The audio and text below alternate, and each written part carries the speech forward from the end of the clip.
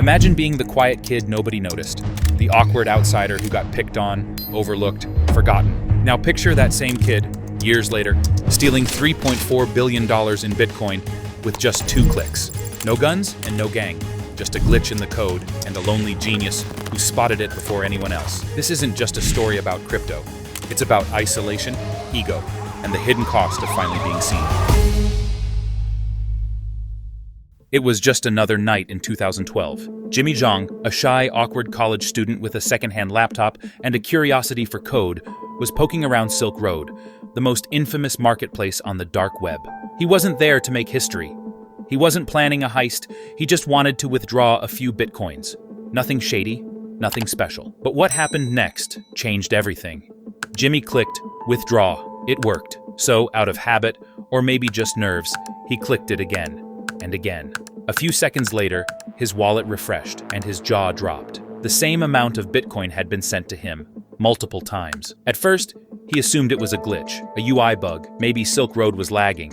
But when he checked the blockchain, the public ledger where every transaction is recorded, it was all real, confirmed, permanent. The coins were in his hands. Most people would have panicked. Some might have reported it, but Jimmy, he saw an open door and walked straight through it. He started testing the system. What if he split up the amounts? What if he used different accounts? Could he trigger the bug over and over? Turns out, he could. Jimmy created fake profiles, made fake deposits, then used his now signature move, a quick double click on withdraw. And just like that, Silk Road, the supposedly untraceable encrypted haven for black market activity, paid him twice. Every time.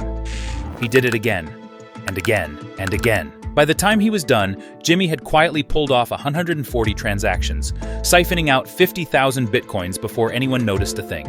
At the time, that was worth about $600,000. But when Bitcoin prices exploded years later, that stash would be worth over $3.4 billion. And here's where it gets insane. The founder of Silk Road, Ross Ulbricht, known online as the Dread Pirate Roberts, didn't threaten Jimmy. He didn't ban him. He thanked him. According to Jimmy, Ross messaged him directly and even sent him 5,000 more bitcoins as a thank you gift for revealing the bug. No alarms, no FBI. No one even knew the money was gone. Jimmy had just pulled off one of the biggest crypto heists in history.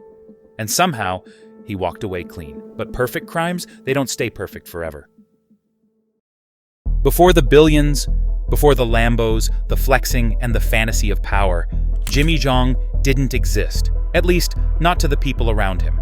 He grew up in Cobb County, Georgia, a football town where being different wasn't quirky. It was a target. Jimmy was overweight, Asian, quiet, and that was enough. He got bullied constantly, called weird, fat, stupid. Once, someone pantsed him at a school football game in front of the entire crowd. He said that moment made him feel less than human, and home wasn't any better. His mom worked overnight shifts and slept through the day. His dad lived in the basement chasing internet scams and lottery fantasies. They missed his birthdays, his milestones, his life. So Jimmy disappeared, not physically, but emotionally. He retreated to the one place that made sense, his laptop, and from there, he vanished into the internet. Online, no one cared what he looked like. No one mocked his voice. In forums and chat rooms, Jimmy could just be smart. And he was.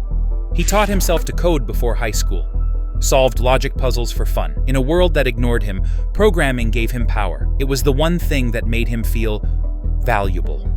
By the time he hit college, he had near-perfect SAT scores and a full ride to study computer science at the University of Georgia. But underneath the achievements, he was still that invisible kid, desperate to be seen.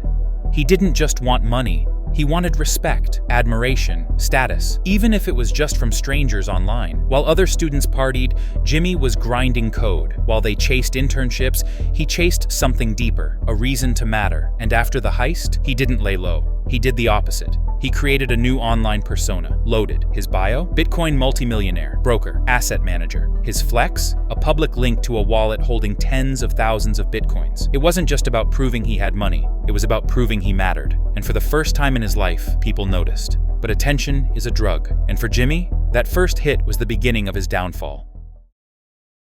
Jimmy could have vanished. He had over 50,000 bitcoins. Most of it is untouched. No one knew his real name. No one had connected him to the Silk Road heist. If he'd just stayed quiet, laid low, disappeared, he could have kept everything. But that's the thing about people like Jimmy. Genius isn't enough. They don't just want to win. They want to be seen winning. So instead of going dark, Jimmy lit himself up. He popped up on forums like Bitcoin Talk, dropping cryptic posts, flaunting wallet balances, even bragging about crashing markets by dumping coins at will. He wasn't just showing off money, he was role-playing power. In one post, he claimed he managed over 200,000 Bitcoins for elite clients. In another, he joked about flying to China on private jets with briefcases full of cash, just to buy coins off the radar. It wasn't reality. It was a theater, a performance of untouchable wealth. And the crypto world, they loved it. Some called him a genius investor. Others thought he was just trolling. But no one really knew who he was, and that mystery made him a legend, exactly how Jimmy wanted it. Then he did something wild.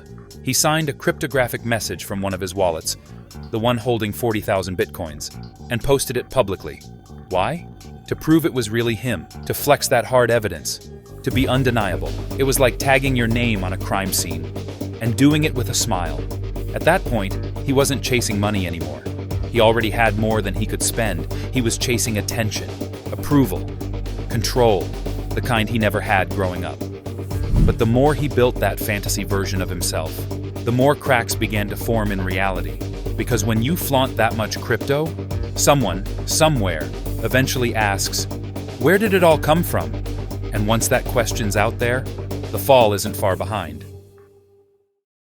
For nearly a decade, Jimmy lived two lives. In Athens, Georgia, he was invisible. Just another guy with no job, cruising around in his dream Mercedes, keeping a low profile. But online, he was loaded, the ghost billionaire. The man sitting on $3.4 billion in Bitcoin, untouched, untraceable, and untouchable. Or so he thought. Because in 2019, Jimmy made one mistake. Not a dramatic slip-up, not a leak or a betrayal, a boring technical error, the kind only a blockchain analyst would care about.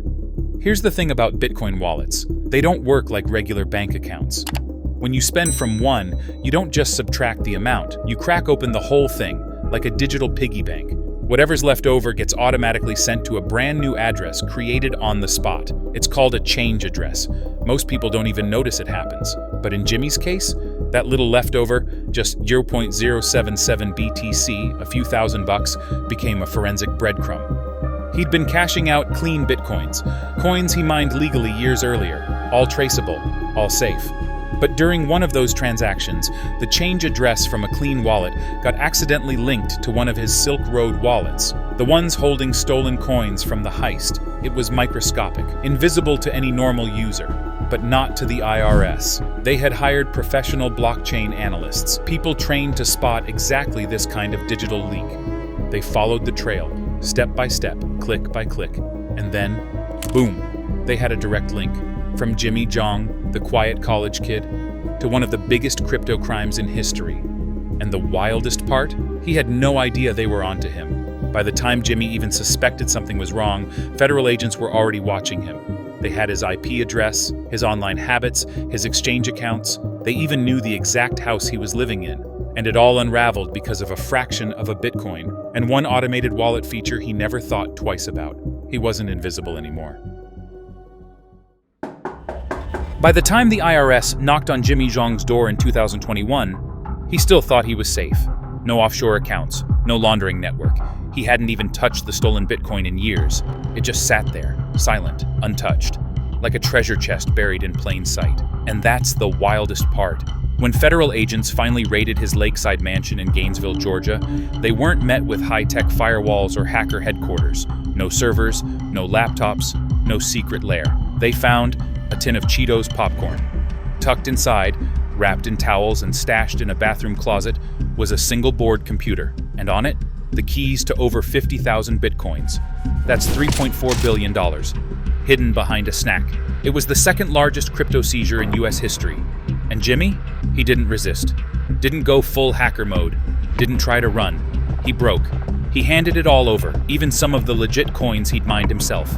Gone. Just like that. Then came the unraveling. The government liquidated everything. His real estate, his luxury cars, his cash, even his 80% stake in a $60 million real estate project in Memphis.